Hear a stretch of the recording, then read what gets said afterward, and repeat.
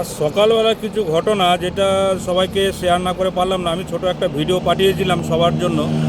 তো আজকে যেটা দেখাতে চাইছি ওটা পুরো দেখে নিও, যে শিলিগুড়ির কিছু কাহিনী কাদের জন্য হচ্ছে সেই জিনিসটা আমি তুলে ধরবো সবার সামনে।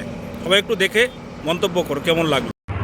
তাহলে বলো বন্ধুরা, এখানে কাদের দোষ দেবে? ইলেকট্রিক ডিপার্টমেন্ট না কেবল অপারেটর? কাদের দোষ দেওয়া যায় তোমরা একটু ভেবে চিন্তে বলো। দেখতেই পাচ্ছ এখানকার গল্পটা পুরোপুরি আলাদা রকম। সবাই আবার ধরতে বসে গেছে। কাজ, এর নাম হচ্ছে কাজ। এদের দোষ দিয়েও তো লাভ নেই, এরা তো কাজ করছে, এরা তো ওয়ার্কার। তো অ্যাকচুয়ালি কাদের দোষ এটা সবাই একটু কমেন্ট করে আমাকে জানাও, যে কাদের দোষ। দেখো সবাই কাজের মধ্যেই ব্যস্ত।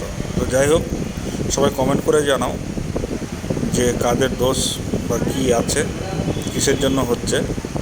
তো সবাই ভালো থাকবেন, সুস্থ থাকবেন, এটাই কামনা করি। ভিডিওটা ভালো লাগলে অবশ্যই শেয়ার করবেন।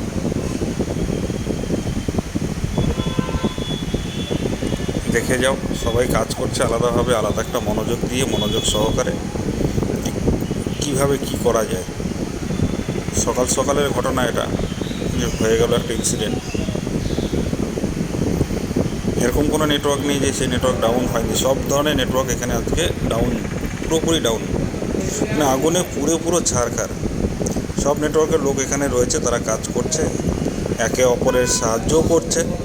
কিন্তু সবথেকে বড় কথা, দোষটা কার, সেই দোষটাই সবাইকে খুঁজে বের করতে হবে এবং বলতে হবে। কমেন্ট করে আমাকে জানাও, কমেন্টের মাধ্যমে।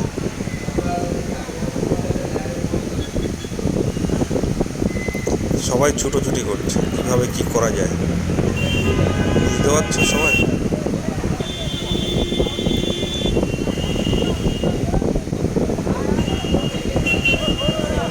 দেখো দেখো কীভাবে কাজ করছে। দেখো সবাই টেস্ট করছে কী কারণে হলো।